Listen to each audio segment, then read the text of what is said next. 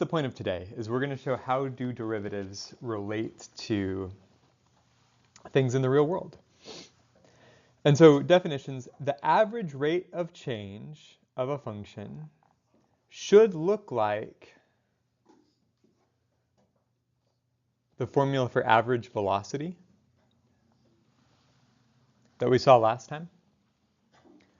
Only now we're not just dealing with a function that describes position, but we're talking about any function that might describe any quantity. Because velocity is just the rate of change of position.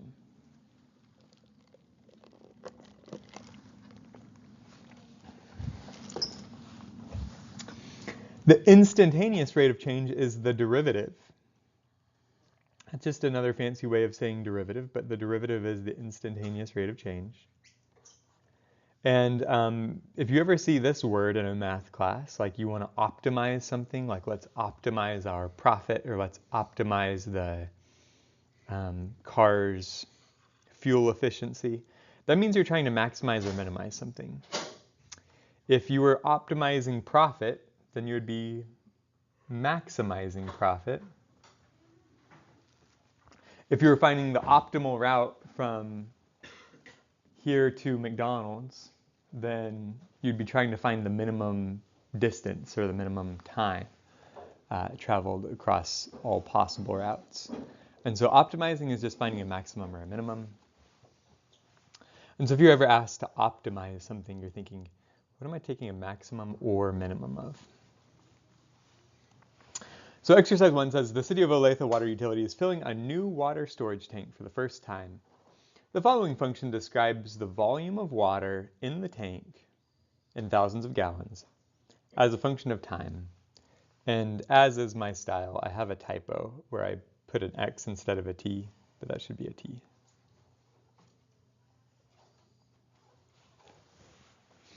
It is a really ingrained habit of mine to put X as the variable, because X is almost always the variable. But whenever it's a function of time, it's nice to use lowercase t. So if you ever see an X when it should be a T, then you know it was just a typo, and you can change it for me. What was the average flow rate of water into the tank?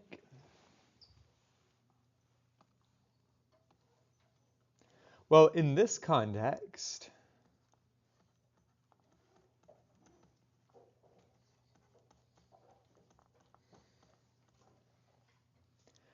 the flow rate of water is the rate of change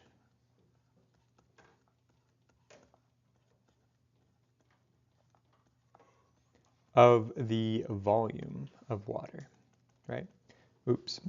So let me draw you a little picture so that maybe it helps with understanding. Here's my brand new water storage tank that's completely empty. And I've got this pipe that is filling the tank, right? And maybe some kind of pump.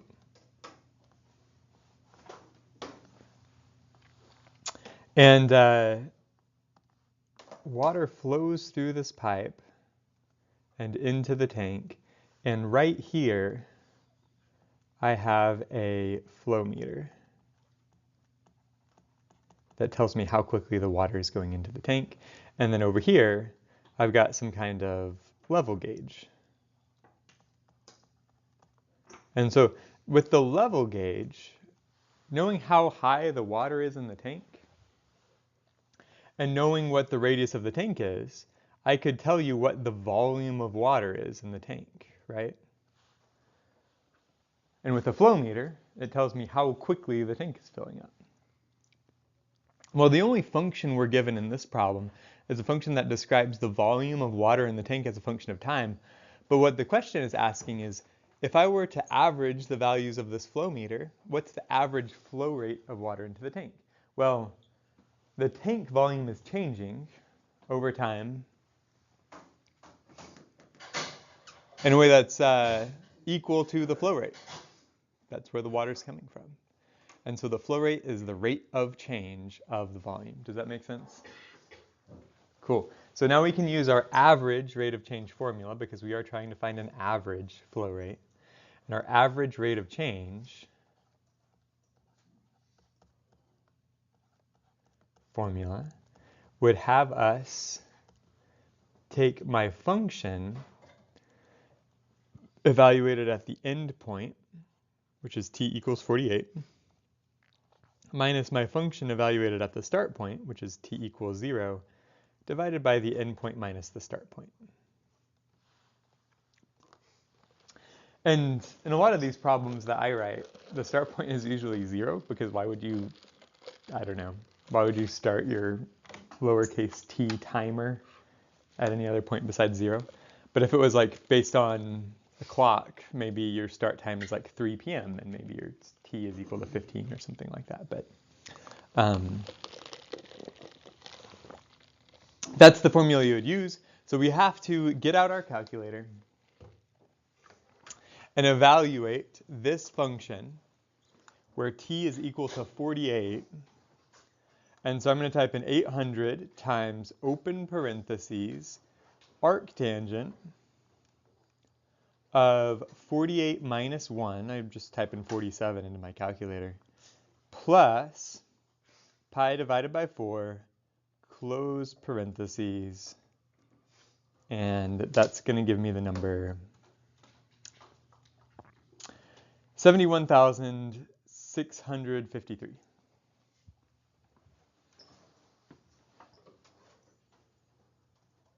And that's not the answer to my problem, that's just what v of 48 is.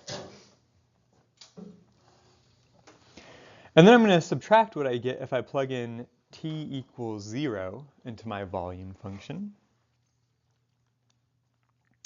And so I type in 800 times, open parentheses, arctangent of negative 1, because it's 0 minus 1, plus pi over 4, close parentheses, and I get a negative number.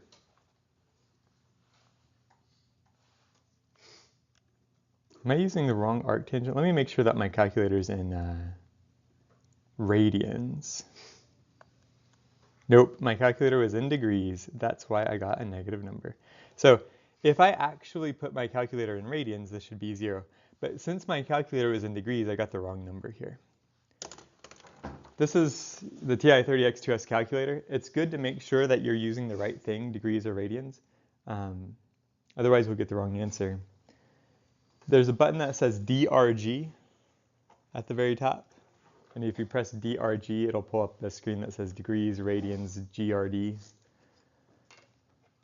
So degrees, only if your problem, question, statement has degrees in it, like it's talking about a 30, 60, 90 triangle or something like that, and it's measuring in degrees. For all other purposes in calculus, for every other purpose, use radians. So like if you've got just a plain old function that looks like this, then I want you to use radians whenever you evaluate the trig functions on a typical basis. If you have any questions on a test about whether you should be using degrees or radians, ask me and I'll be happy to clarify on a test, okay? So there shouldn't be any mistakes about using degrees or radians. I'll tell you as long as you remember to ask me. So now let's pick out radians and do the v of 48 again. How do you do arctangent? Oh, that's a good question. So on your calculator, to get arctangent of something, you are going to do the second button followed by the tangent button, because above the tangent button you get the inverse tangent symbol, and the arctangent is the same thing as the inverse tangent.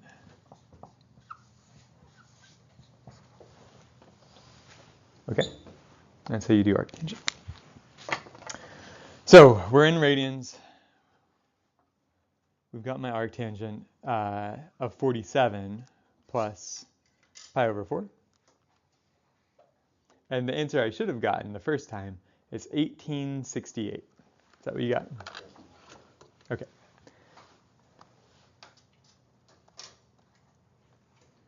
$18.68.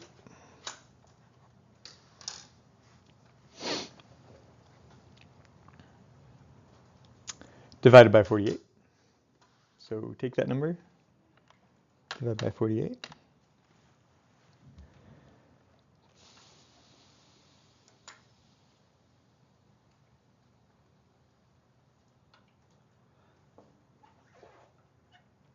And I get 38.9, let's say.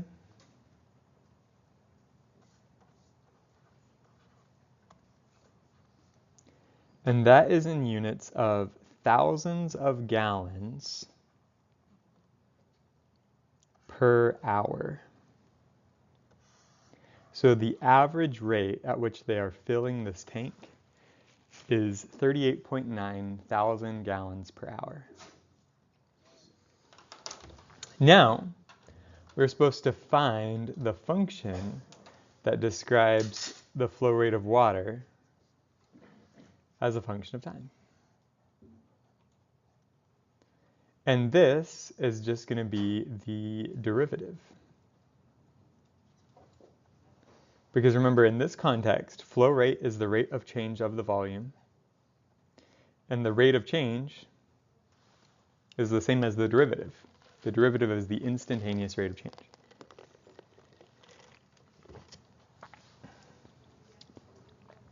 So we try to take the derivative, and when I go to take the derivative, the 800 hangs out here because of derivative homogeneity. It just says constant multipliers get to hang out.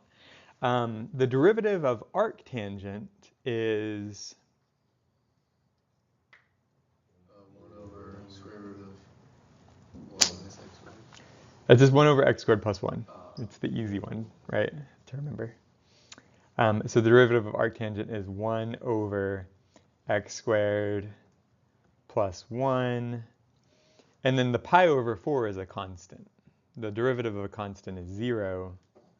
And so I don't worry about that. And instead of writing x squared, I'm going to write t minus 1 squared, right? Because t minus 1 is on the inside of the arctangent, not x. So that is my derivative function. I could simplify this a little bit if I wanted to. If I wanted to give you like a multiple choice answer choice, I could move the 800 up here in the numerator, and then I could square the t minus 1 and get t squared minus 2t plus 2, I think is another way to write the same thing. But you don't have to do that if it's an open-ended question. And so that function will tell me what is the flow rate of water if I care about any particular time t between 0 and 48. So you want to know what's the flow rate of water at time t equals 20. Just plug in t equals 20 right here into the function, and then that'll work it out.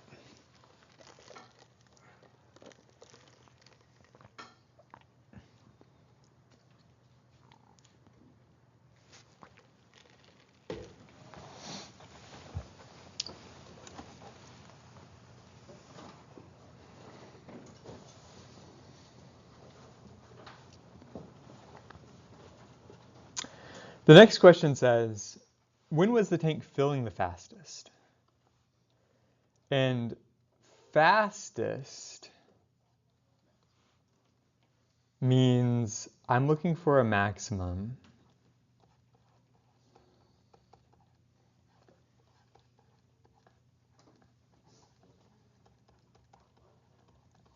in the flow rate. My flow rate is the v prime function. And so if I'm looking for a maximum in v prime, I need to take its first derivative, which would be v double prime, and set it equal to 0 to find stationary points. And then I'll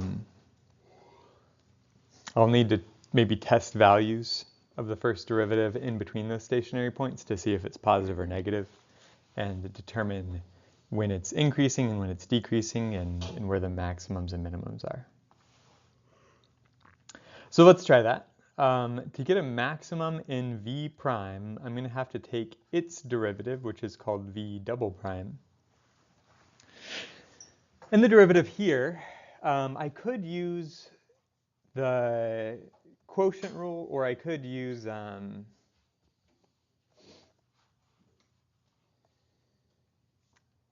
I could also use the chain rule if I put this to the -1 power. Let's just use the quotient rule because it looks like a quotient. And so the quotient rule says if this is my numerator f over my denominator g, the quotient rule says I need f prime g minus f g prime divided by g squared. F prime is the derivative of the numerator. What's the derivative of 800? 0, because the derivative of a constant is 0. G prime is the derivative of the denominator. So what's the derivative of t squared minus 2t plus 2? 2t minus 2. So let's plug all of this in. And the f prime g part is just 0, because f prime is 0. So I don't even care what g is. 0 times anything is 0. Minus f, which is 800, times g prime, which is 2t minus 2, divided by g squared, which is t squared minus 2t plus 2 squared.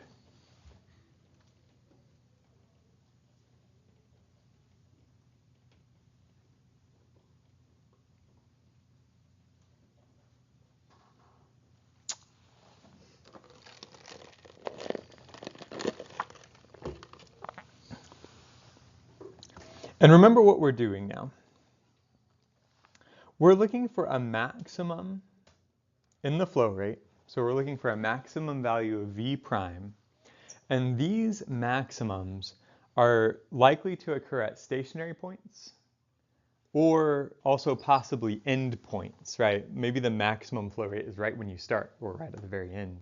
But it either has to happen at an end point or a start point or a stationary point in between. And so the reason we found v double prime is because if I set this equal to 0, it will let me find the stationary points. So we set this equal to 0. And we solve for t.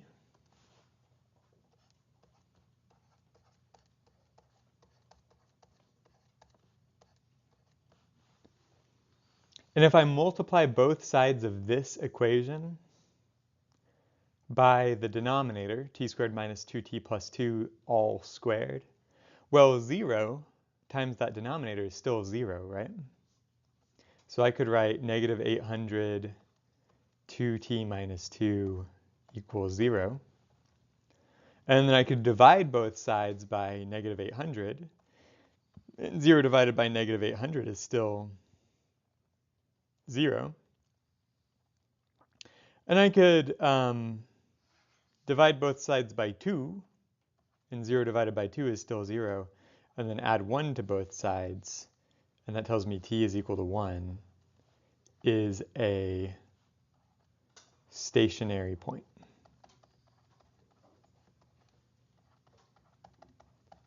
Of the flow rate.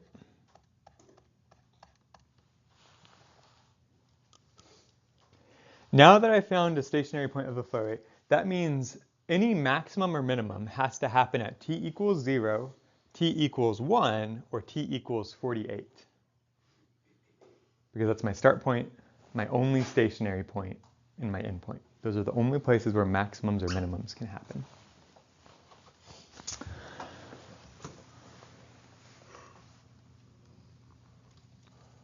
So then, if I'm trying to find when was the tank filling the fastest, right?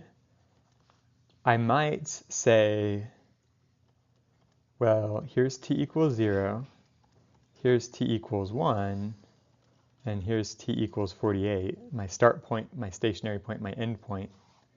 And v prime of 0, because I care about how quickly we're filling. I care about the rate of change. So v prime of 0 would be 800 divided by 2, which is 400.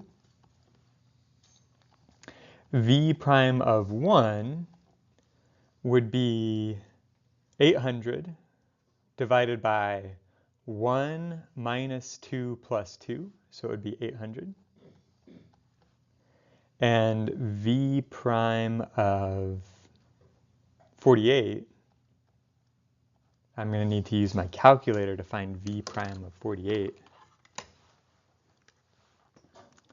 So let me type in 800 divided by, open parentheses, 48 squared minus 2 times 48 plus 2, close parentheses, and I get 0.362.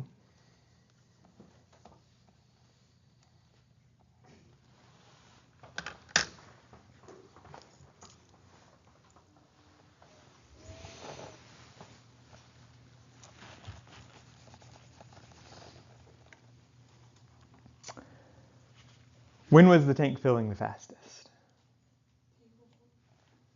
T equals 1. When was the tank filling the slowest? T equals 48. Does everybody understand why I only have to check the start point, the end point, and the stationary point?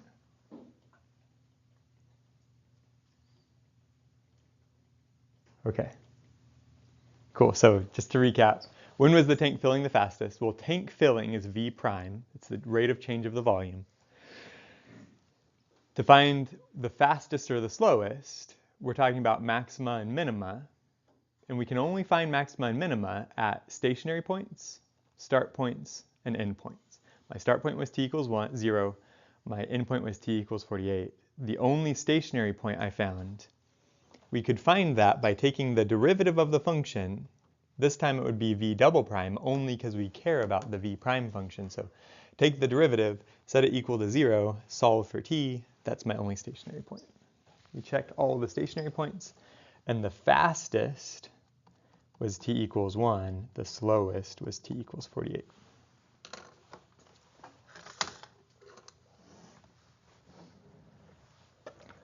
And because I think it's important to see these things, I'm going to graph this on Desmos for you, and we can take a look. I'm going to plug in this function, 800 times arctangent of t minus 1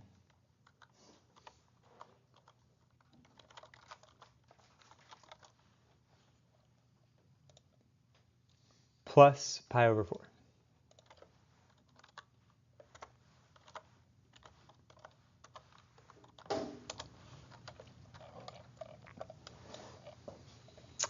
And I'm going to have to rearrange my y-axis so I can actually see the whole thing. That's good. And I only care about the interval from t equals 0 to 48. And so if you want to do this in Desmos, you can put little curly brackets around the interval you care about, like curly bracket 0 less than t less than 48 in curly bracket. And so that's my function. Over these 48 hours, that's what the flow rate looks like. No, that's not the flow rate. What is that? That's the volume, right? That is just the volume. If I want the flow rate, I have to take the derivative. So the volume of the tank is in red. The flow rate is the first derivative, so the flow rate's here in blue. Okay, so at first the flow rate is about 400, and then at 1 hour the flow rate peaks at 800. That's exactly what we found. And then it tapers off after that, and the flow rate slows down a lot until the very end. So it makes sense that the maximum flow rate was right here, and that the minimum flow rate was at the very end. And what we did to find that stationary point is we took the second derivative. So now the second derivative is in green, that v double prime, which is, of course, that's just the first derivative of the flow rate. It's the second derivative of the volume, but it's the first derivative of the flow rate. And you can see that the derivative of the flow rate has a 0 where it crosses the x-axis at the same place where the flow rate has a maximum, because that was our stationary point, right? Okay. Any questions about this one? All right. Exercise 3. At a large auto factory, the number of workers clocked in is modeled by the following function where t represents the hour of the day.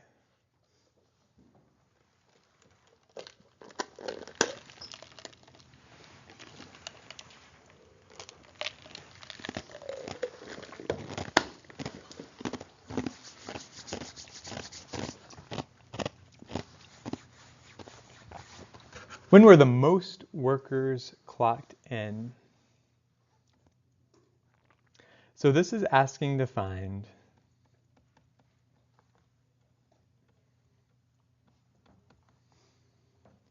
a maximum of the n function, and a max of n could occur at t equals 0, t equals 24, or a stationary point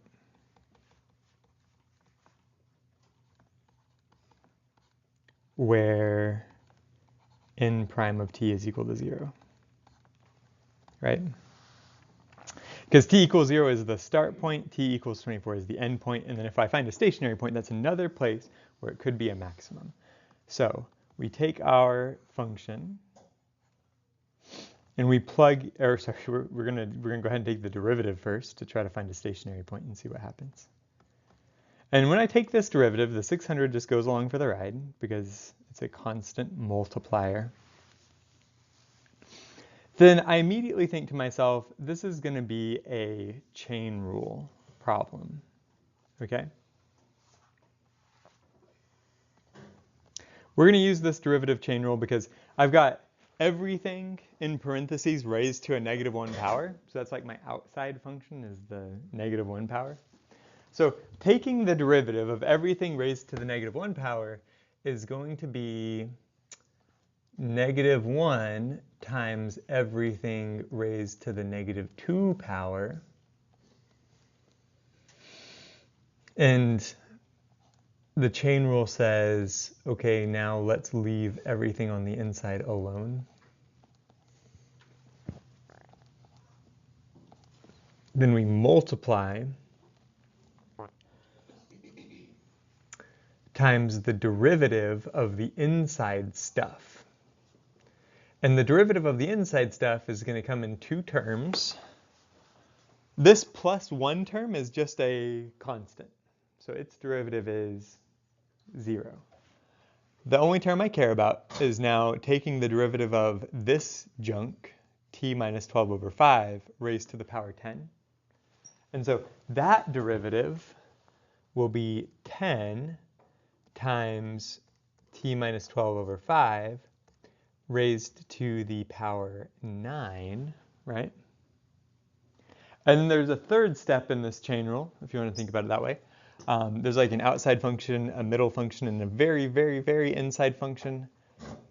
The very inside function is t minus 12 over 5. What's the derivative of t minus 12 over 5? 0. No.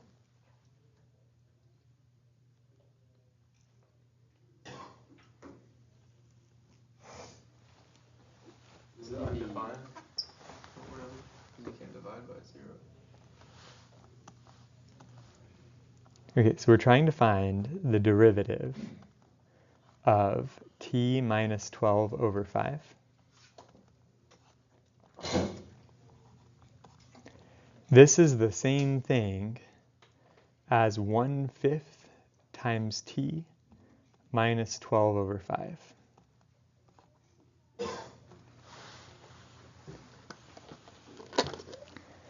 right? It's just t divided by 5 minus 12 divided by 5. So would it just be 1/5? It'll be 1/5. Yep.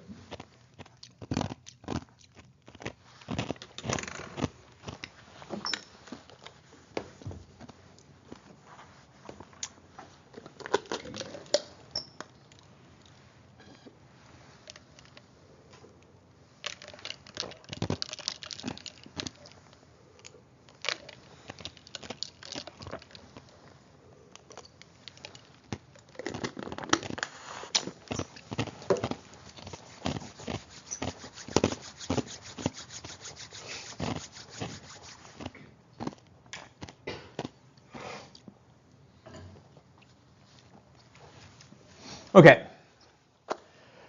So the derivative of the very, very, very innermost stuff is 1/5, like we saw in green here. And so now I'm going to multiply by 1/5, according to what the chain rule says I have to do. So that is a big, ugly derivative function.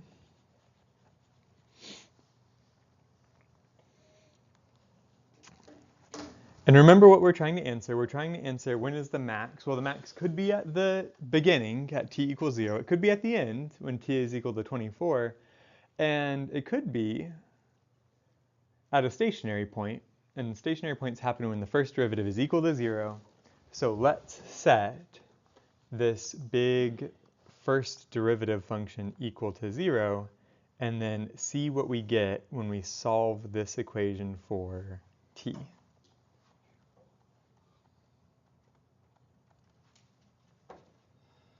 That would tell me if there's a stationary point hiding in there somewhere. So one thing I can do is I can divide both the left side of this equation and the right side of this equation by 600, because 0 divided by 600 is still 0. I can then divide both sides of this equation by -1, because 0 divided by -1 is still 0. Then I would divide both sides of this equation by 10, because 0 divided by 10 is still 0. And then I could multiply both sides of this equation by 5, because 0 times 5 is still 0. So basically none of the constant multipliers on the left side of the equation matter to me at all. Okay? So let me rewrite this equation without all the little constants bugging around. And I'm going to write something like this. T minus 12 over 5 raised to the power 9 divided by t minus 12 over 5 raised to the 10th power plus 1 raised to the power 2 equals 0. So besides canceling out the constants, I recognized that all of this stuff raised to the -2 power, I could put that in the denominator and make it raised to the +2 power. That's what negative exponents do. Then I have another great idea. I think, well, I could just multiply both sides of this equation by all that stuff happening in the denominator, because 0 times all of this stuff is still 0. Zeros are great because they kind of just suck up all the garbage, right? Multiply both sides of the equation by the denominator. 0 times anything is still 0.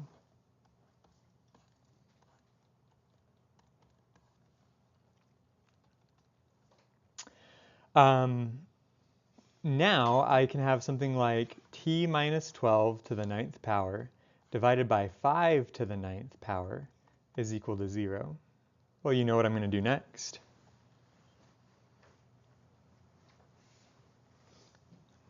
Multiply both sides of the equation times 5 to the 9th power. 0 times 5 to the 9th power is still 0. Okay.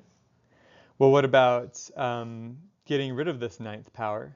I could take the ninth root of both sides. What's the ninth root of 0? 0. So what is t? 12. This is the stationary point. It's the only stationary point of my function. So it looked like a really scary problem, right? But whenever you actually work it down, it's like, oh, okay, never mind. A lot of things canceled really quickly. It's not that bad.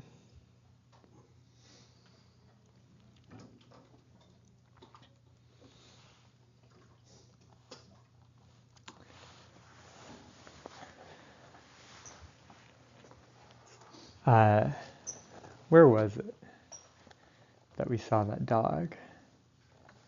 It was like 2 weeks ago on a Saturday. We took my daughter to like a park somewhere, and this it was some kid's birthday party. Went to some kid's birthday party, and they had 2 dogs in their backyard. And Sophia loved the little lab puppy they had, because it looked like it was maybe like 30 pounds. It was a pretty manageable sized dog for a 2-year-old. And so she loved watching that puppy and petting it and stuff. But they also had this dog. I don't know what they're called, but they look like polar bears. It's like a 200-pound dog with like 6-inch fur, so they just look extremely like fluffy, like a giant barrel of a animal. She was terrified of that dog because it just looks so big. Extremely friendly dog, very gentle dog, but it was scary because it was big. Sometimes math can be like that. This was a super scary giant derivative function, and maybe you're intimidated by the idea of solving that equation, but then once you go up and pet it a little bit, you realize it's very friendly and plays really nicely. So I've got 3 points to check. I've got to check t equals 0, t equals 12, and t equals 24.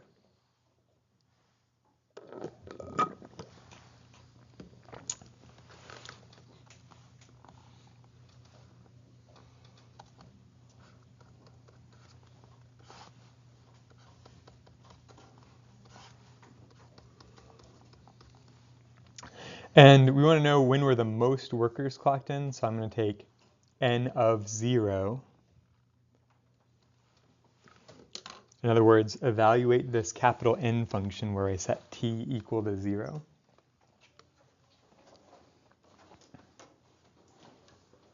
It'll be 600 times, open parentheses, open another parentheses,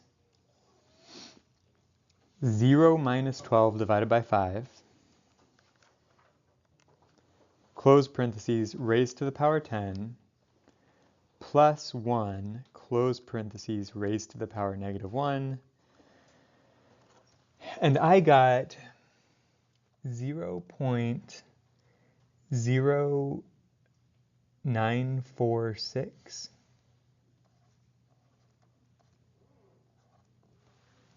And I guess if we're talking about number of employees, I guess that means nobody was clocked in at midnight. I'm going to get the same answer for n of 24.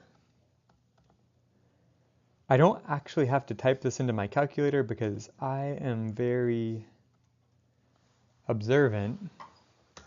And I notice whether I have 0 minus 12 or 24 minus 12, this is going to be plus or minus 12 in the numerator. And when I raise it to the power 10, it's going to forget whether it was positive or negative. Because even powers have a very forgetful property. You raise something to an even power and the number forgets whether it was positive or negative. So it's going to be the same number either way. The last thing we have to check is capital N of 12. And so that's going to be 600 times, well, what is this? 12 minus 12, that's 0. 0 divided by 5 is 0. 0 to the 10th power is 0. Plus 1 is 1.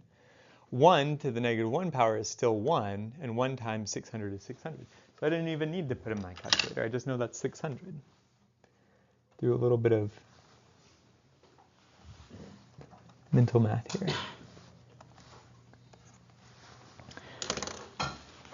So nobody was clocked in at midnight, at the start of the day or the end of the day. 600 people were clocked in at noon. And so I would say, when were the most workers clocked in? At noon. Okay, when were they entering at the greatest rate?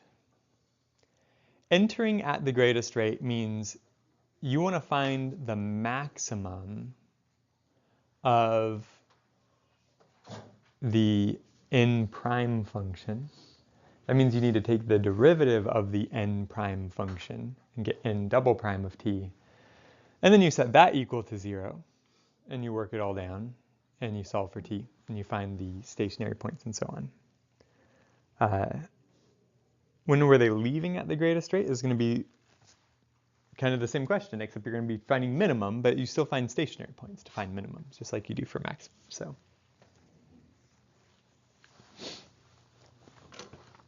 Suppose you sell ice cream on the beach. Your overhead costs are $1,000 per month. Your variable cost is $1 per ice cream, and you want to maximize your total profit by adjusting your price. And so we talked about how profit is just revenue minus expenses. Revenue is all the money coming into your business. Expenses is all of the money going out of your business. And so I'll use capital P for profit. My revenue is going to be the number of ice creams sold times the price of the ice cream. That's the total amount of money going into the business. And my expenses come in two forms. One expense is variable cost, and that is $1 per ice cream. So I write minus 1 times x. That's how much variable cost I have to spend on ice cream. And then the other part is overhead cost. Overhead cost is a fixed $1,000 per month, every month. So the variable cost might be things like ice cream and ice cream cones and napkins. Overhead costs that are fixed might be something like rent or utility bills or paying your employees. But that's the whole equation that describes profit. And then we say, well, price affects the demand. If we make this really, really expensive ice cream, not very many people want to buy it.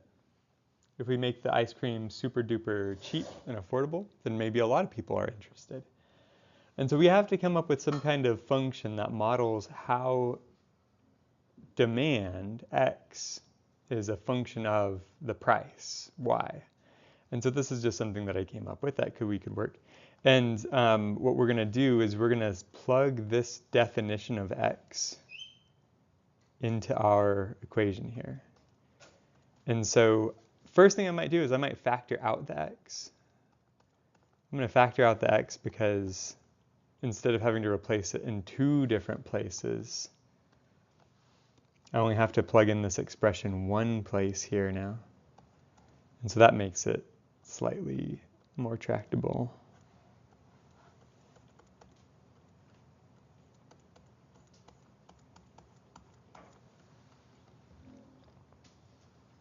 And I want this specifically because now I don't have a function that's giving me profit as a function of number sold and price. This is just a function that will tell me my profit as a function of price.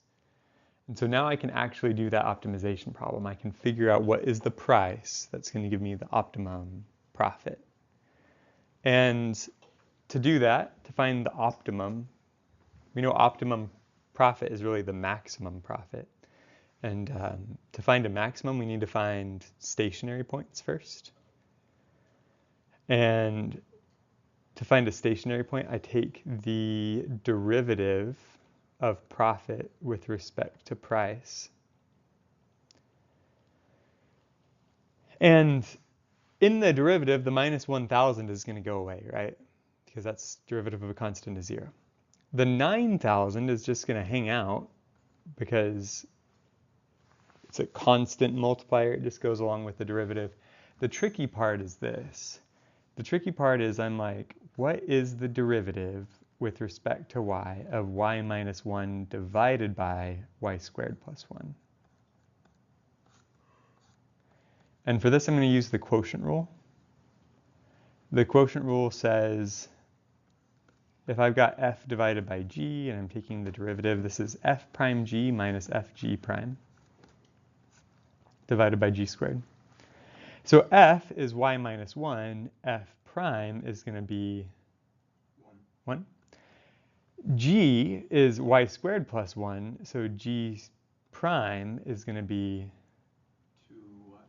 2y. Very good. Okay, so now back to taking the derivative. I'm going to write f prime g minus f g prime over g squared.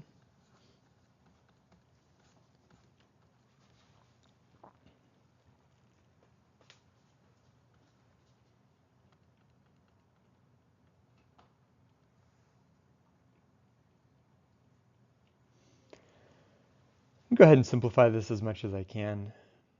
So I've got y squared plus 1. I'm going to distribute the 2y. So I've got minus 2y squared plus 2y. And we'll just keep the bottom y squared plus 1 squared. And then we're going to put this here. Right, so y squared minus 2y squared is going to be negative y squared plus 2y plus 1 divided by y squared plus 1 all squared. That's my derivative.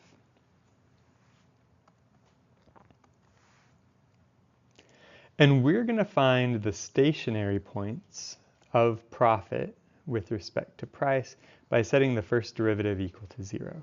And so let's set 9,000 times all of this stuff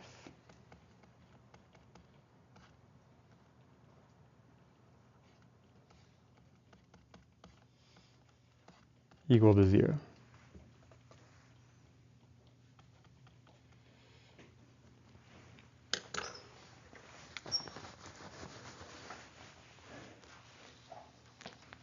So let me take a pause and just make sure, is everybody still on the same page with me? Do we understand that derivative? Okay, so at this point, things are going to simplify. It's amazing how sometimes just setting it equal to 0 makes this problem a whole lot easier for us. Because I can get rid of the 9,000 in this equation. I just divide both sides by 9,000. 0 divided by 9,000 is still 0. And I can get rid of the denominator, y squared plus 1 all squared, because I can just multiply both sides times y squared plus 1 squared.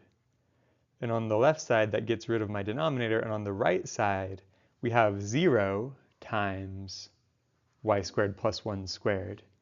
And that's still 0. So that's really nice. Oops.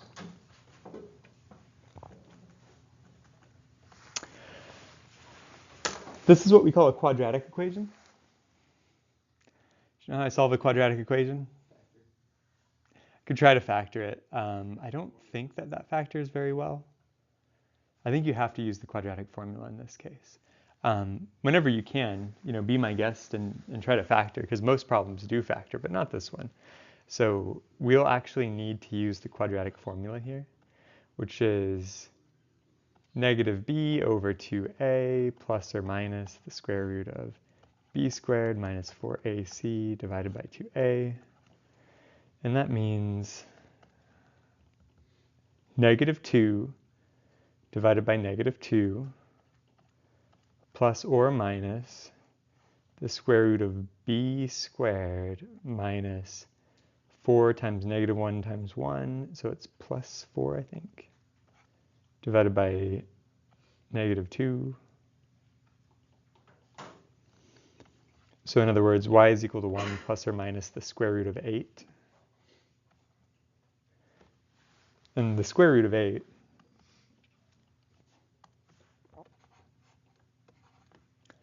is the square root of 2 squared times 2. And so this is what I'm thinking about when I simplify the radical. Where'd you get the 1 from? The 1, which one are you talking? This one? Yeah. Okay, so it's negative b coefficient divided by 2 times a. That would be negative 2 divided by 2 times negative 1. Oh, okay. Yeah. So negative 2 divided by negative 2 is 1. And then I've got 1 plus or minus 2 square root of 2. But this is supposed to be the price, right? Price. So I don't want a negative price. I don't want 1 minus 2 square root of 2. It's better as a business person to not have negative prices on your goods that you're selling. So let's take the positive only. Now we care about the positive prices, and that means that's the optimal price.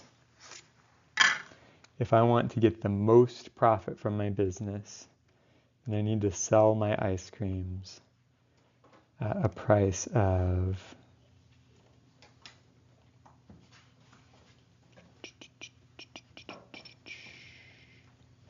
I can't find this. There it is. Okay. Couldn't find the square root button on this calculator. But it's $3.83.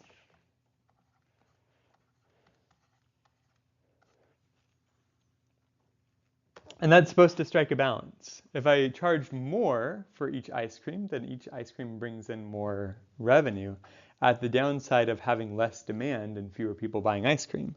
And if I lowered my price, I could get more people buying ice cream, but at the trade-off of earning less profit margin per ice cream. And then it just happens to be that $3.83 is the perfect price for pricing your ice cream. All radioactive isotopes decay according to the same law of exponential decay. For the isotope carbon-14, the half-life is 5,730 years. A half-life is the amount of time that must pass before half of the material has decayed. Write the function describing the concentration of carbon-14 as a function of time in years. So the current concentration of carbon-14 is going to be equal to the initial concentration of carbon-14 times 1/2 raised to the power T divided by 5,730. And that means if T is equal to 0, this is concentration equals initial concentration times 0.5 raised to the power 0. Anything raised to the 0 is just 1. And so when T is equal to 0, I get my initial concentration back. If T is equal to 5,730, then now my exponent is just 1, and my concentration is equal to 1/2 times my initial concentration. And every time my lowercase t gets incremented up by 5,730, I multiply by another 1/2. And so this follows exactly the kind of half-life decay that I need to see. But we also talked about how last time this is equal to a function where we could call it like this.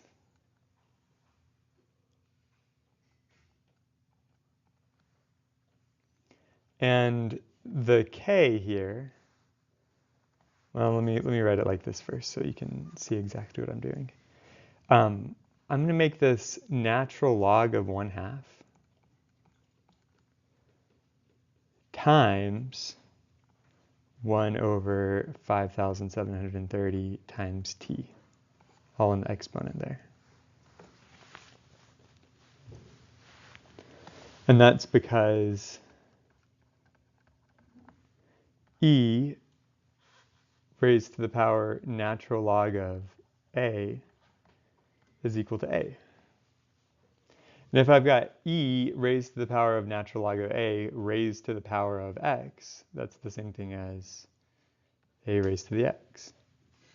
And if I've got e raised to the power natural log of a times x, that's the same thing as e, or yeah, I think I misspoke, but you get the idea.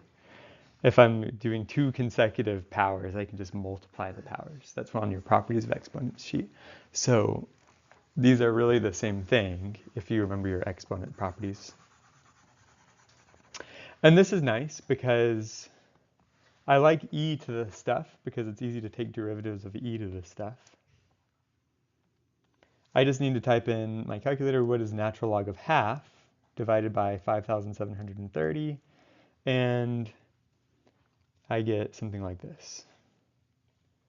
Negative 0.3 zeros after the decimal, 121 t.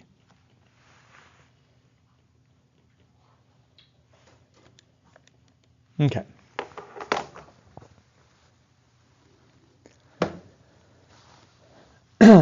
So when a carbon-14 atom decays into nitrogen-14, that's the decay product, it emits an electron. If we begin with 1 mole of carbon-14, write the function describing the rate electrons are emitted in moles per year as a function of time. So this is going to be the derivative of the function that we just wrote. If this is the concentration as a function of time, then what we need is the derivative of the concentration with respect to time. Because derivatives are rates of change, and the rate that electron is emitted is the rate at which my concentration of carbon-14 atoms is changing. So now taking this derivative is pretty easy. The C0 comes along for a ride because it's a constant multiplier. And then the derivative chain rule says, hey, I also need to multiply times this number, negative 0.000121.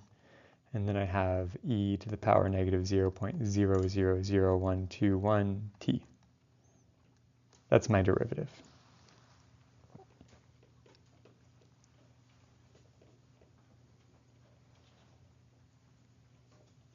And the funny thing is that this is negative, right? My initial concentration is positive. The exponential function is always positive.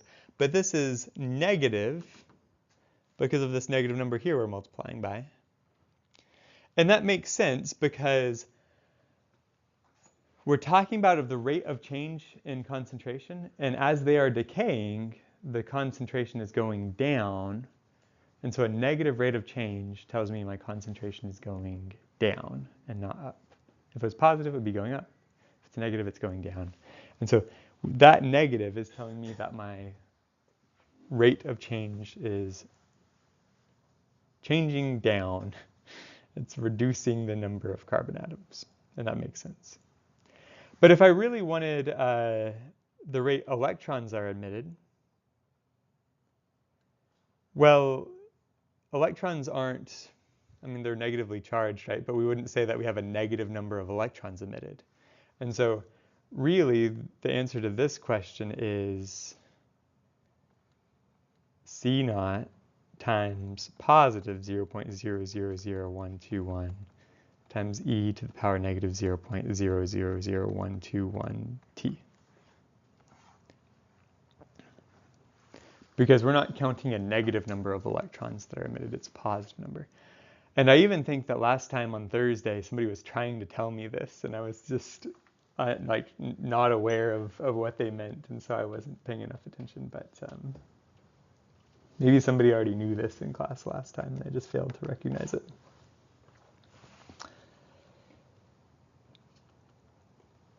So now, when is the highest rate that the electrons are emitted? Well, again, we're asking about a rate. Oh, actually, we just found the rate. That was in orange. But if I want the highest rate, I'm looking for a maximum of, and let me just name this function f of t.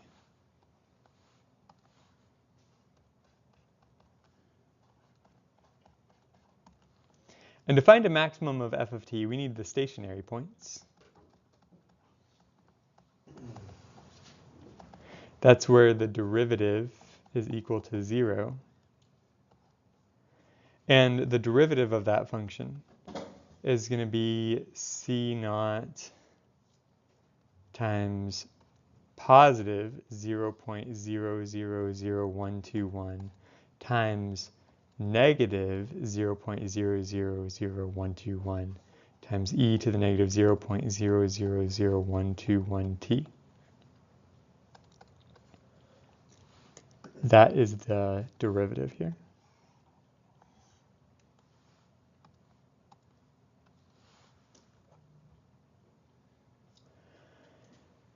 Only, what's my problem? It's negative again. Ah, that's okay. It's okay that this is negative. My problem is that there are no values of t that could possibly make this equation true. The left side of this equation can never be 0, right? My initial concentration, we assume, is some positive number. This is positive. An exponential function is always a positive number, never ever 0. And so the left side of the equation can never be 0, not for any value of t. And that means there are no stationary points.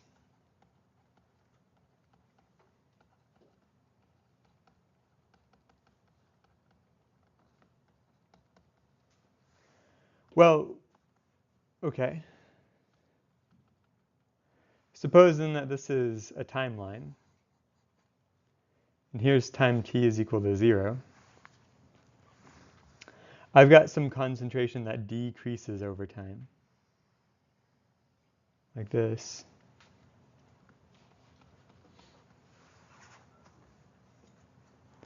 But it doesn't really make sense to talk about times before t is equal to 0. That's my initial concentration, right? So whenever we talk about maximums and minimums, we always check the stationary points. We also should probably check the end points of our interval. And I don't think that in this problem we ever defined an end point, like a time in the future where we're going to stop the experiment. But we do have a natural kind of start point, right, when time t is equal to 0. So I think the only way to answer this question, when is the highest rate, is at t is equal to 0. Gives the highest rate. It gives the maximum value of f, where f is the function that describes the rate of electrons are admitted. Because my derivative, f prime of t, is always negative. And so that means the f function is always decreasing everywhere. And that means, well, if it's always decreasing, the maximum must be right there at the start. So this is the way I drew it. I labeled this as the concentration, but it also could be labeled as the rate. And I'll do this one last thing too. I'll graph this for you,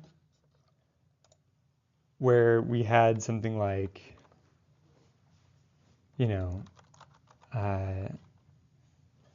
some initial concentration, we'll call it C0, times e to the power negative kt, where k was some kind of constant.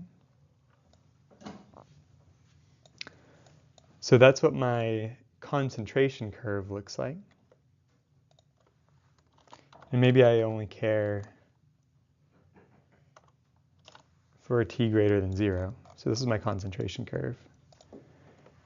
Then if I took the derivative of this, oops.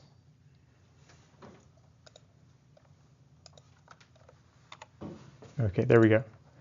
The derivative was negative because, right, the concentration is decreasing over time. And then we said, let me define a new function that's just the positive version of that, right? So that this curve, let me change the color. This blue curve is now just the negative of the purple curve, and the blue curve would then represent the rate electrons are emitted. And now we're talking about, finally, what is the rate of change that the electrons are emitted. And that would be this green curve, which is always negative because the rate is always decreasing. So the maximum rate the electrons are emitted is going to be at the very beginning where you have the maximum concentration. All right, now we can move on into a new problem. Suppose a new strain of the flu hits Kansas City metro area. The percentage of the population that are sick or have been sick with this new flu virus can be modeled by the following function of time in days. Write the function that describes the rate at which people are getting sick with this new flu virus for the first time in people per day.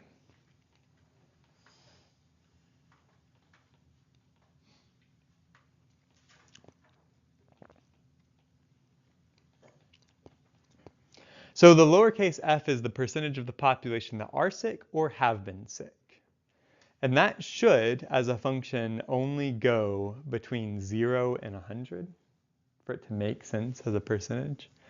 And it should be increasing.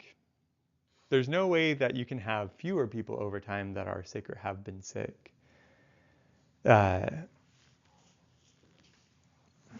So, I mean, I guess, let's assume that nobody's died, right? And then we don't have to have a possibility of a decreasing function. So assume that this is strictly increasing from 0 to 100%. And then we're going to write the function that describes the rate. If you see the word rate, be thinking derivative, at which people are getting sick with this new flu virus. All right, so that should be easy enough. We just take the derivative of this function.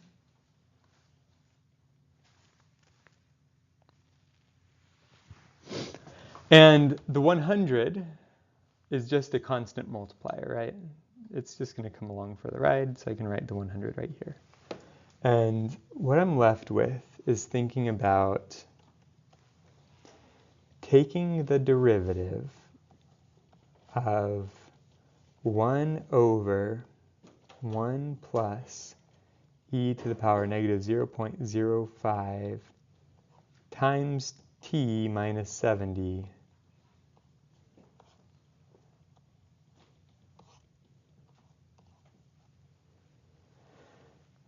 and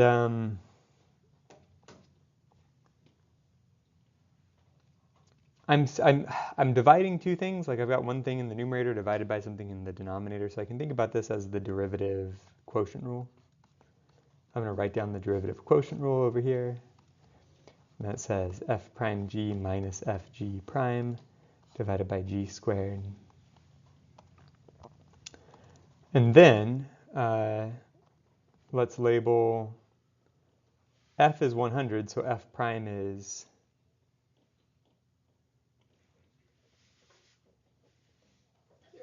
0. Thank you. Derivative of a constant is always 0. G is that whole denominator, 1 plus e to the power negative 0.05 times parentheses t minus 70. What is g prime? Negative 0.05 e to the negative 0.05 times t minus 70. Nice. Okay. Everybody take a moment and try to understand what Hudson just said. Derivative of 1 is 0. So we can ignore that. We only care about this part. The derivative of e to the stuff is still e to the stuff. And so that's going to be, for g prime, e to the negative 0.05 times parentheses t minus 70. But then we have to think about the derivative chain rule. And the derivative chain rule says I need to multiply now times the derivative of this inside function. And what's the derivative of negative 0.05 times t minus 70? It's just the negative 0.05. Okay?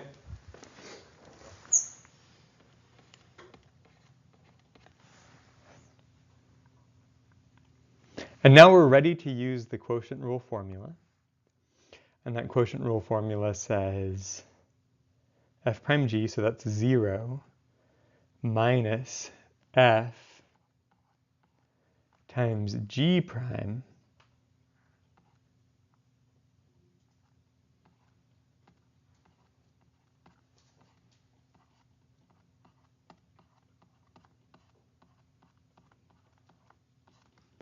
divided by g squared, which would be 1 plus e to the power negative 0.05 times t minus 70, everything squared.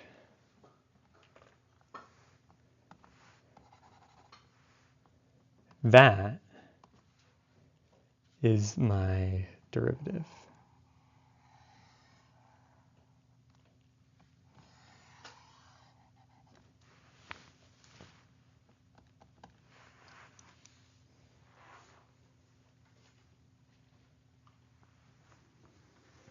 So, taking a pause to ask you, does that make sense? Any questions about that derivative? The little quotient rule with the chain rule inside.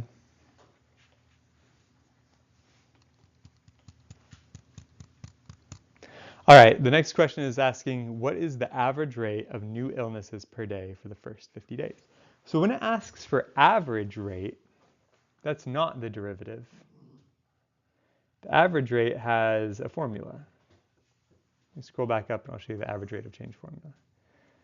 We said the average rate of change is this formula.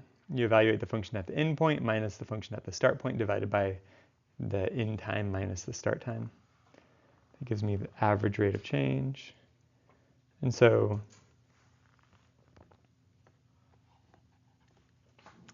this is f of 50 minus f of 0 divided by 50 minus 0. And this is just a calculator problem then, right? You just got to pull out your calculator and say, all right, what is 100 divided by, open parentheses, 1 plus e to the power negative 0.05 times 50 minus 70, which is negative 20. And I got 26.9. If you're working with the calculator, then 3 significant figures is enough. If you just went around to 3 significant figures. And then I subtract the function when I evaluate it at 0. So I'm going to now take 100 divided by, open parentheses, 1 plus e to the power negative 0.05 times 0 minus 70. And that, if you do that correctly, is 2.93, rounded to 3 significant figures, divided by 50. So 26.9 minus 2.93 divided by 50 is 0.479.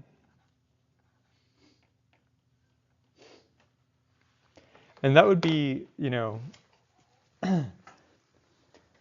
half a person getting sick every day for the first 50 days. 1 person every 2 days. What is the number of new illnesses on day 50? So how should I answer this question?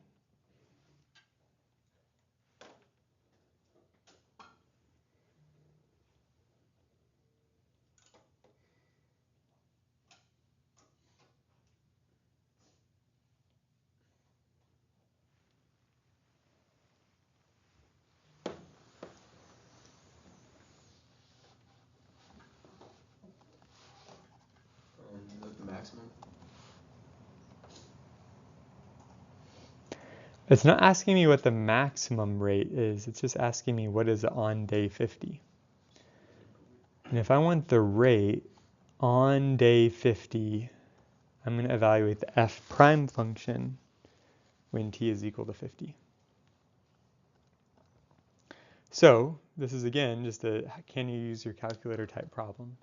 We're going to take this function, which is f prime, set it up for t is equal to 50, and then find out what our calculator has to tell us.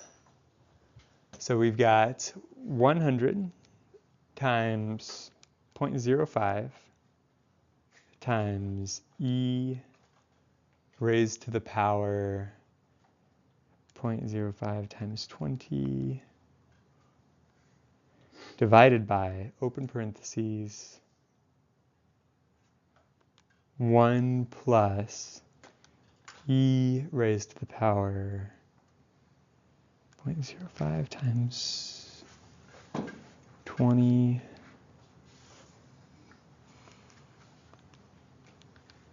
squared. Don't forget to square it. And then I don't know if this is 100% correct, but it feels right. It feels like it could be the right number. Tell me if you get the same number.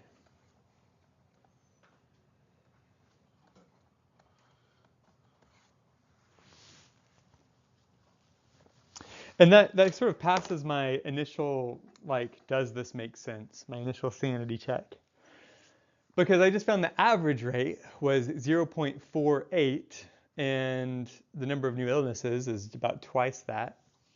And it kind of makes sense to me that at the start, when very few people are passing around the illness to one another, that the rate of new illnesses is pretty small. And it should increase over time. The more people that are sick, the more people that are contagious, the faster the disease is spreading, right?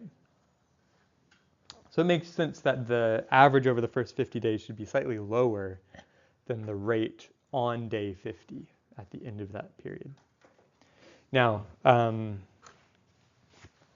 last question. On what single day do most people become sick?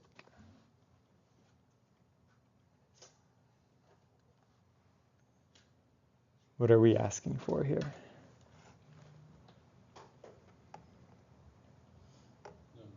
Maximum. Yep. If I see the word most, that means I'm asking for the maximum. And we're not talking about the most people are sick. We're talking about the most people becoming sick. And so we're talking about the maximum of the rate of change. So let's find the maximum of the f prime function. And to find a maximum, I'm going to find the stationary points. And to find the stationary points, I set f prime of t equal to 0. And so let's grab this whole function and set it equal to 0.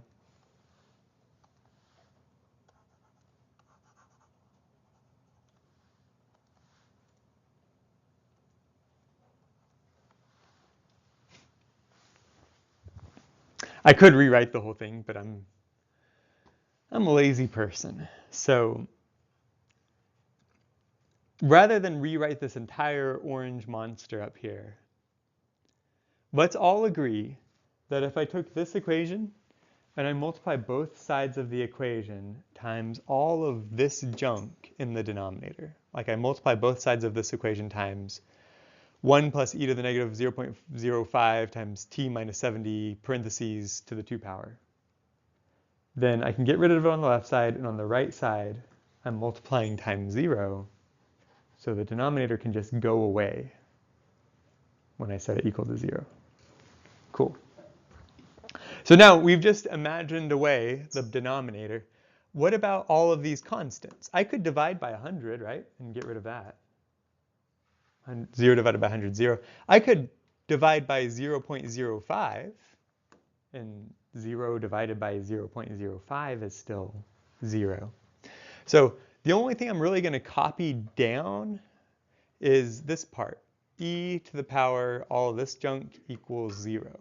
Because the rest of it is just, the rest of it gets gobbled up by the 0 on the right-hand side of the equation. So I don't care about everything else. All I really want to save from this is e to the power negative 0.05 times t minus 70 equals 0.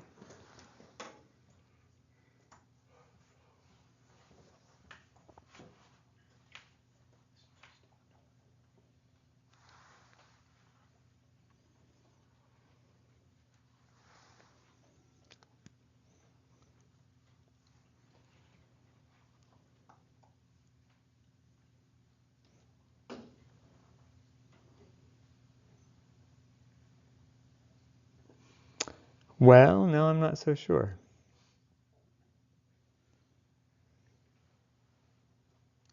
Okay, so let's finish up this problem and then we'll talk about why I think I made a mistake somewhere here. What's the answer to this equation if I want to solve for t? If you had a natural log both sides, then that would drop in front. Okay, we could take the natural log of both sides. What's the natural log of 0? It's a trick question. No, you can't. Yeah, you can't take the natural log of 0. You can't take the natural log of 0 because on the left side of the equation, this is never equal to 0. E raised to any power is never, ever, ever equal to 0. So there are no maximums of this f prime function.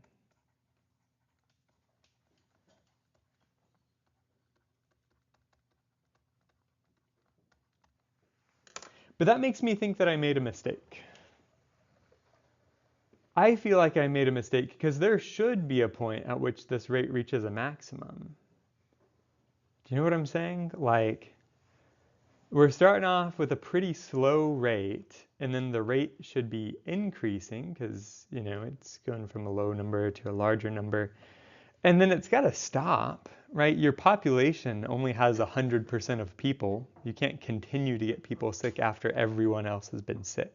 So the rate has to slow back down to 0 again. Most people keep getting it, because somebody can get it more than once. I mean, well, so let's look at the function. Let's look at the function. This is supposed to be people that are sick or have been sick. And so we're not double counting people if they got sick twice. We're saying they already belong to this group because they have been sick.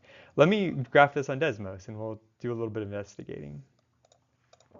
Because sometimes making a mistake and catching it is the best learning experience of all. So I'm going to try to remember this and then put it into Desmos. Here we go. How come this is not day 50?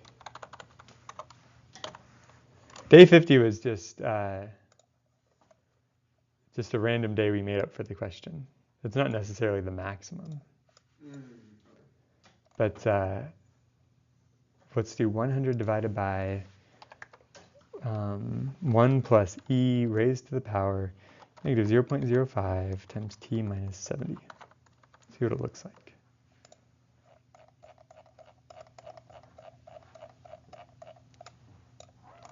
Okay, so like our intuition kind of suggested, we expected this function to go from 0 to 100 and not above 100, not below 0, because that's 0 to 100% of people.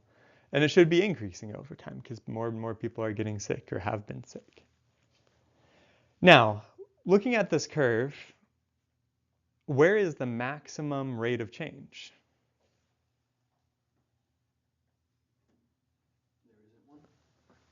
No?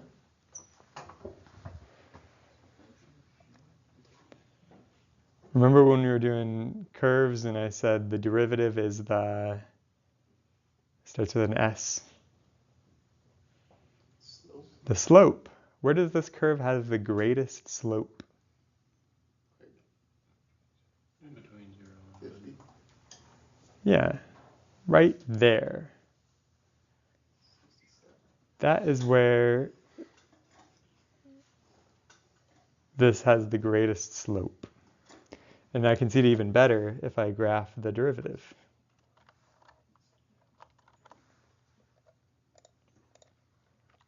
The derivative is a little bit too short to see it, but maybe I can make it bigger and then I'll just scale it up a little bit. Okay, so that purple curve is my derivative curve, just scaled up so we could see it.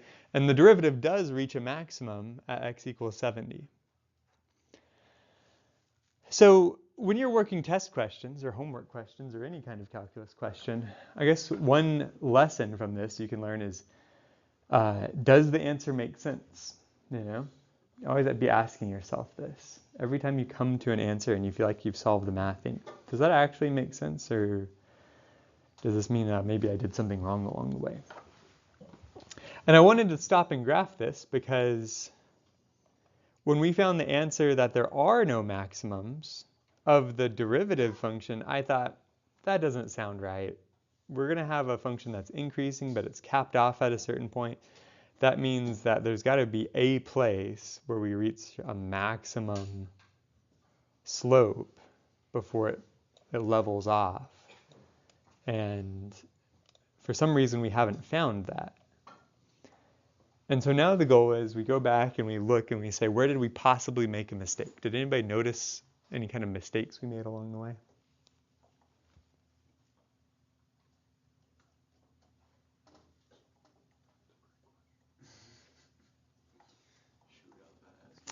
If I was doing this as a homework problem, right, one thing I could do to troubleshoot really quickly is I could graph this, the big orange thing, and see if it matches the derivative that Desmos gives me. See if the curves look the same.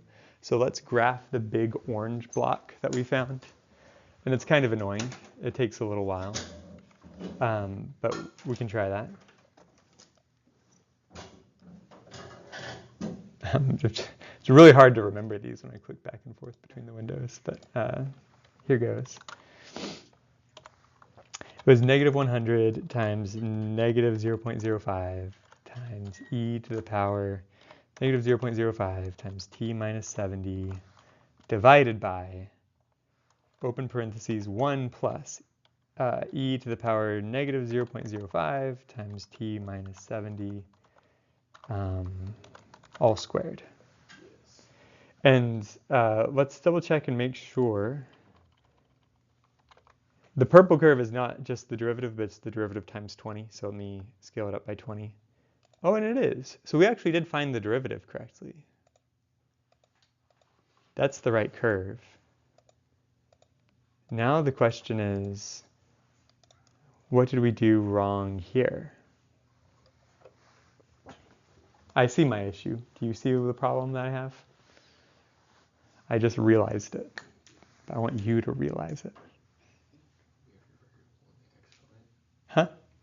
Like you said that u was equal to 0, but you had your variable there. You had to solve for t. Yeah, we're trying to solve for t. Anybody else? Hudson? The maximum on the graph wasn't at like the stationary point. Yes, it is.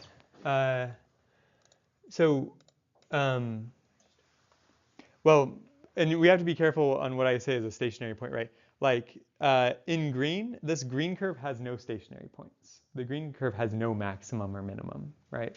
No places on the green curve where the slope is truly 0. The purple curve does have a stationary point because right there it goes flat for a little bit. And so the maximum we're looking for of the purple curve is at a stationary point of the purple curve. But you're onto something. What did we do wrong? It's on the screen right now.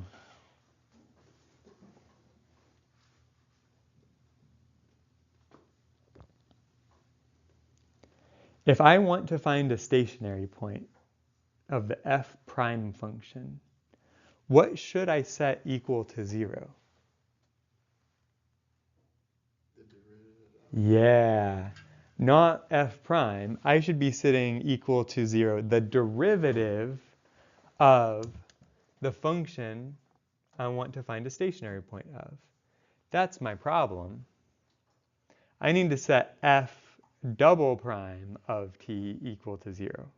I need to take the derivative of the function I want to maximize and then set that equal to 0. So we gotta do that whole thing. So that means, yeah. That means we are not done taking derivatives, and that is the mistake. That's what you find.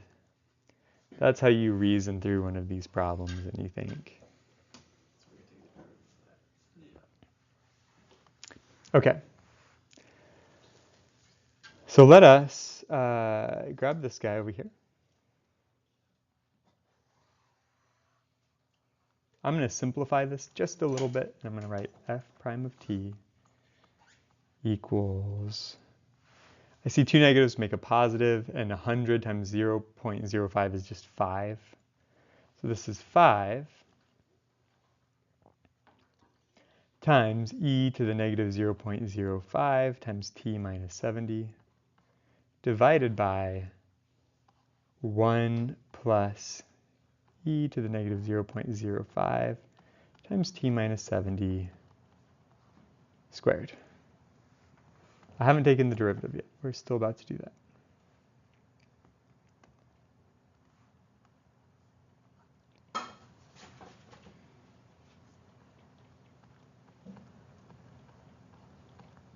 To take this derivative, we will need the derivative quotient rule, and it's already down here, conveniently. I've already copied it down. And this time, if f is my numerator and g is my denominator, then f prime is going to be what? Negative 0.05 e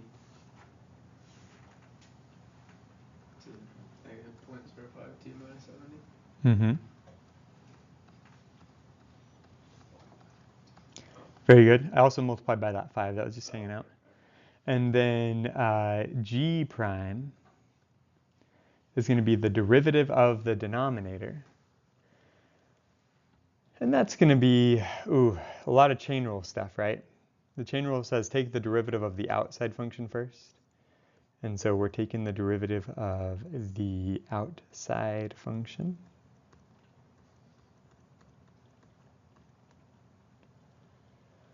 Leaving the inside function alone for right now. Now we multiply times the derivative of the inside function. And we have already done this before, so it's not so bad. The derivative of 1 is 0. The derivative of e to the stuff is still e to the stuff. And the chain rule says I have to multiply by an extra negative 0.05 to multiply by the derivative of the innermost function here. So now,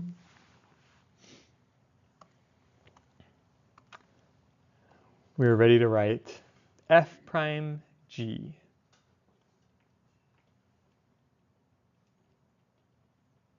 F prime g, so that's going to be negative 0.25 e to the power negative 0.05 t minus 70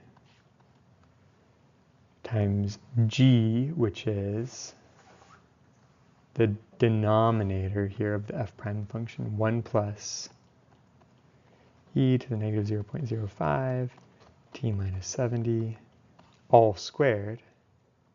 That's f prime g minus f, which is 5 e to the negative 0.05 t minus 70. G prime, oh, and I ran out of space. Do you see I just don't have enough space to write down the g prime over here? Ugh.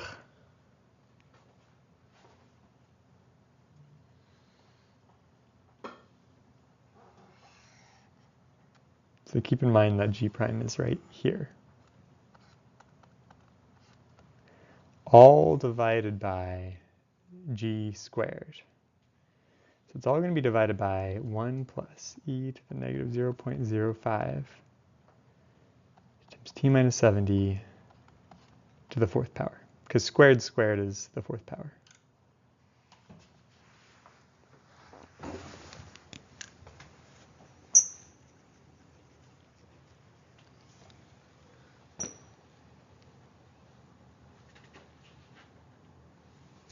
This is one of those where it looks really ugly, but it simplifies.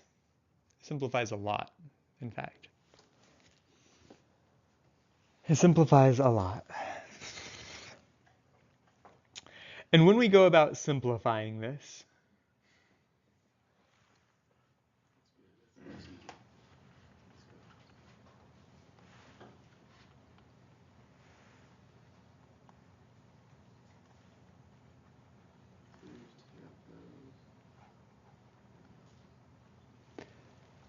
I'm going to simplify this, keeping in mind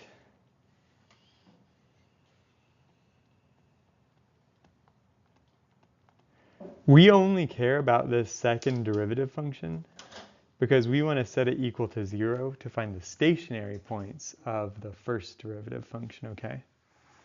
That's the only reason we care about it.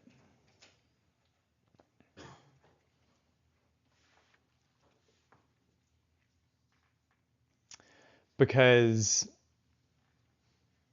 if I remember that I'm going to set this equal to 0 anyways, I don't care about the denominator. We've already said this before.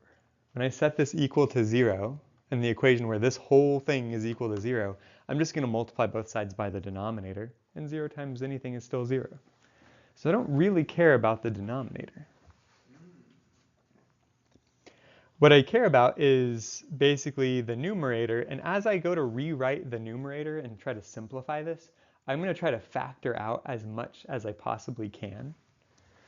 And what I mean by that is, like, I've got two big terms in the numerator. The first term, the f prime g term, minus, and then the second term is the fg prime term. So I've got these two big terms. I'm looking for factors that are in common to both terms, and I'm going to factor that out. Like, for one thing,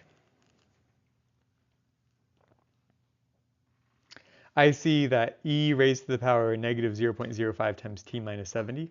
That appears twice in both terms. Do you see it? I guess I should say it appears once in both terms. It appears twice total.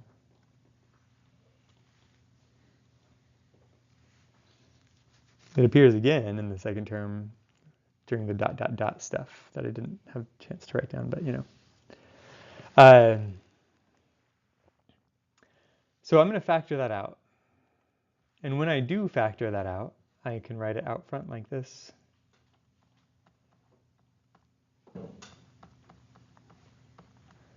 And what else do I see here?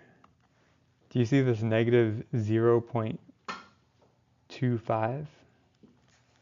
Well, over here, in this term, I've got a 5 constant, and I have this, which is negative 0.05. So I can factor out all of the stuff I just included in yellow as negative 0.25.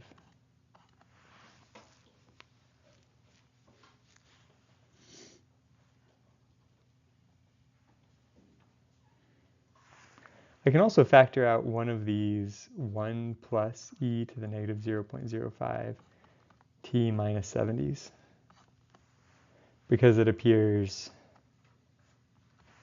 here. Oops. Oh, I hate that. It shows up down here. And it shows up here.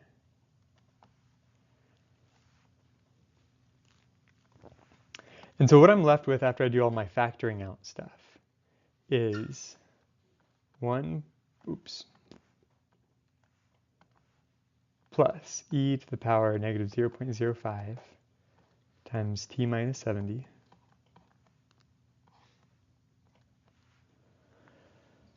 minus, well, that's been factored out. That's been factored out. What about this stuff? 2 e to the power negative 0.05 t minus 70. And remember, we were going to set this equal to 0. So let's set it equal to 0. The great part of setting this equal to 0 is that the 0 gets to gobble up everything.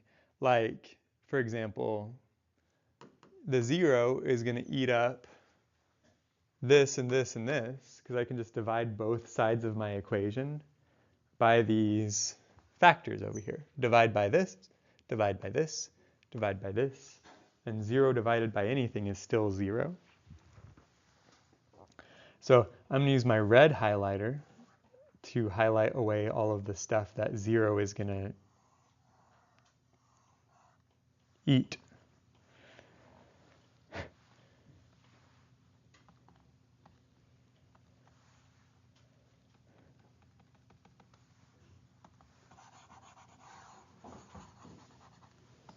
Okay, so now we've got this equation. And I'm going to add 2e to the blah blah to both sides, so I get 1 plus e to the blah blah blah equals, and on both sides I've added 2e to the blah blah blah.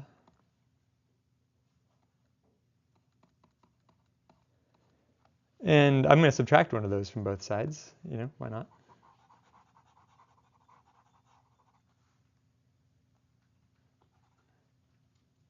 Okay, and now, Gabe said earlier, if I'm looking to solve for t, I could take the natural log of both sides. What's the natural log of 1?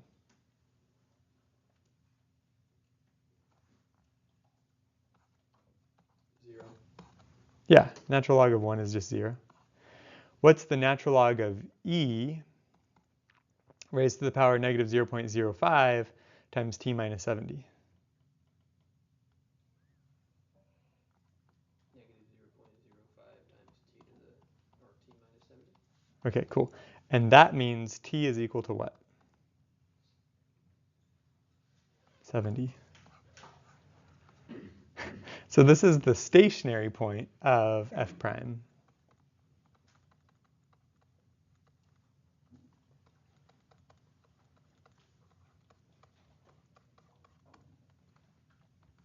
That's what we were trying to find.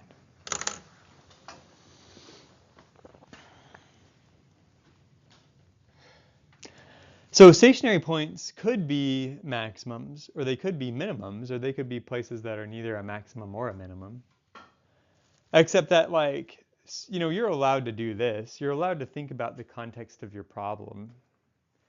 And within the context of your problem, does it make sense that it could possibly be a minimum?